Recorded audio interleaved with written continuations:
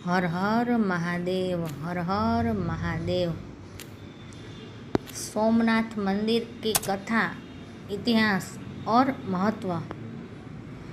गुजरात प्रांत के काठियावाड़ क्षेत्र में समुद्र के किनारे सोमनाथ नामक विश्व प्रसिद्ध मंदिर में यह ज्योतिर्लिंग स्थापित है। पहले यह क्षेत्र प्रभास क्षेत्र के नाम से जाना जाता था। यहीं भगवान श्री कृष्ण ने जरा नामक व्याध के बाण को निमित्त बनाकर अपनी लीला का संवरण किया था।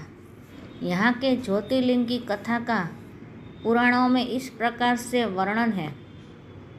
दक्ष प्रजापति की 27 कन्याएं थी। उन सभी का विवाह चंद्रदेव के साथ हुआ था, किंतु चंद्रमा का समस्त अनुराग एवं प्रेम उनमें से केवल रोहिणी के प्रति ही रहता था। उनके इस कृत्य से दक्ष प्रजापति की अन्य कन्याएं बहुत अप्रसन्न रहती थी। उन्होंने अपनी यह व्यथा कथा अपने पिता को सुनाई। दक्ष प्रजापति ने इसके लिए चंद्रदेव को अनेक प्रकार से समझाया, किंतु रोहिणी के वशीभूत उनके हृदय पर इसका कोई प्रभाव नहीं पड़ा। अतः दक्ष ने क्रुद्ध होकर उन्हें क्षयग्रस्त हो जाने का शाप दे दिया। इस शाप के कारण चंद्रदेव तत्काल क्षयग्रस्त हो गए। उनके क्षयग्रस्त होते ही पृथ्वी पर सुधा शीतलता वर्षण का उनका सारा कार्य रुक गया। चारों ओर त्राही त्राही मच गई।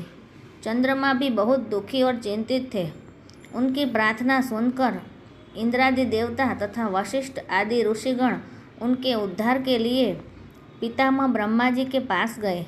सारी बातों को सुनकर ब्रह्मा जी ने कहा, चंद्रमा अपने शाप विमोचन के लिए अन्य देवों के साथ पवित्र प्रभास क्षेत्र में जाकर मृत्युंजय भगवान शिव की आराधना करे।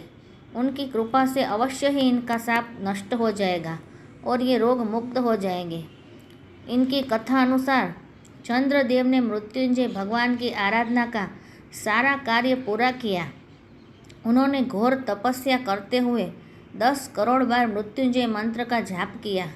इससे प्रसन्न होकर मृत्युंजय भगवान शिव ने उन्हें अमरत्व का वरदान प्रदान किया।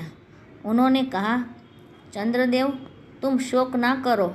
मेरे वर से तुम्हारा शाप मोचन तो होगा ही, साथ ही साथ प्रजापति दक्ष के वचनों की रक्षा भी हो जाएगी। कृष्ण पक्ष में प्रतिदिन तुम्हारी एक एक कला क्षीण होगी, किंतु पूर्ण शुक्ल पक्ष में उसी क्रम से तुम्हारी एक एक कला बढ़ जाया करेगी। इसी प्रकार प्रत्येक पूर्णिमा को तुम्हें पूर्ण चंद्रत्व प्राप्त होता रहेगा। चंद्रमा को मिलने वाले इस वरदान से सारे लोगों के प्राणी प्रसन्न हो उठे। सुधाकर चंद्रदेव पुनः 10 दिशाओं में सुधा वर्षण का कार्य पूर्ववत करने लगे। शाप मुक्त होकर चंद्रदेव ने अन्य देवताओं के साथ मिलकर मृत्युंजय भगवान से प्रार्थना की कि आप माता पार्वती जी से साथ सदा के लिए प्राणों के उद्धारथ यहाँ निवास करें। भगवान शिव उनकी इस प्रार्थना को स्वीकार करके ज्योतिर्लिंग के रूप में माता पार्वती जी के साथ तभी से यहाँ रहने लगे। पावन प्रभास क्षेत्र में स्थित इस सोमनाथ ज्योतिर्लिंग की महिमा महाभारत, श्रीमद् भागवत तथा स्कंद पुराण आदि में भी है। चंद्रमा का एक नाम सोम भी है। उन्होंने भगवान शिव को ही अपना नाथ स्वामी मानकर यहाँ तपस्या की थी। अतः इस ज्योतिर्लिंग को सोमनाथ कहा जाता है। इसके दर्शन, पूजन, आराधना से भक्तों के जन्म जन्मांतर के सारे पाप और दुष्कृत्य विनष्ट हो जाते हैं। वे भगवान शिव और माता पार्वती के अक्षय कृपा का पात्र बन जाते हैं। मोक्ष का मार्ग उनके लिए सहज ही सुलभ हो जाता है। उनके लौकिक परलौकिक सारे कृत्य स्वयमेव सफल हो जाते हैं। भारतीय उपमहाद्वीप के पश्चिम में अरब सागर के तट पर स्थित आदि ज्योतिर्लिंग की सोमनाथ महादेव मंदिर की छटा ही निराली है। यह तीर्थस्थान देश के प्राचीनतम तीर्थस्थानों में से एक है और इसका उल्लेख स्कंद पुराण, श्रीमद् भागवत, गीता, शिव पुराणम आदि प्राचीन ग्रंथों में भी है। वहीं ऋग्वेद में भी सोमेश्वर महादेव की महिमा का उल्लेख है। यह लिंग शिव के 12 ज्योतिर्लिंगों में से पहला ज्योतिर्लिंग माना जाता है। ऐतिहासिक सूत्रों के अनुसार आक्रमणकारियों ने इस मंदिर पर 6 बार आक्रमण किया। इसके बाद भी इस मंदिर का वर्तमान अस्तित्व इसके पुनर्निर्माण के प्रयास और सांप्रदायिक सद्भावना का ही परिचायक है। 7वीं बार यह मंदिर कैलाश महामेरु प्रसाद शैली में बनाया गया है।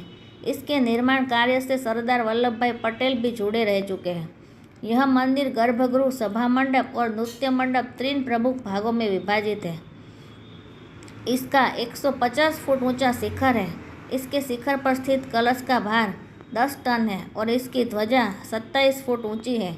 इसके अबाधित समुद्री मार्ग त्रिष्टाम के विषय में ऐसा माना जाता है कि यह समुद्री मार्ग परोक्ष रूप से दक्षिणी ध्रुव में समाप्त होता है।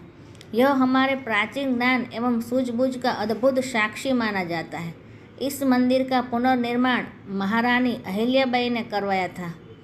धार्मिक महत्व पौराणिक अनुश्रुतियों के अनुसार सोमनाम चंद्र का है, जो दक्ष के दामाद थे। एक बार उन्होंने दक्ष की आज्ञा की अवहेलना की, जिससे कुपित होकर दक्ष ने उन्हें श्राप दिया कि उनका प्रकाश दिन प्रतिदिन धूलित हो जाएगा। जब अन्य देवता ने दक्ष से उनसे श्राप वापस लेने की बात कही तो उन्होंने कहा कि सरस्वती ने मुहाने पर समुद्र में स्नान करके श्राप के प्रकोप को रोका जा सकता है। सोम ने सरस्वती के मुहाने पर स्थित अरब सागर में स्नान करके भगवान शिव की आराधना की। प्रभु शिव यहाँ पर अवतरित हुए और उनका उद्धार किया एवं सोमनाथ के नाम से प्रसिद्ध हुए। तो यही थी सोमनाथ की कथा, इतिहास और महत्व। हर हर महादेव।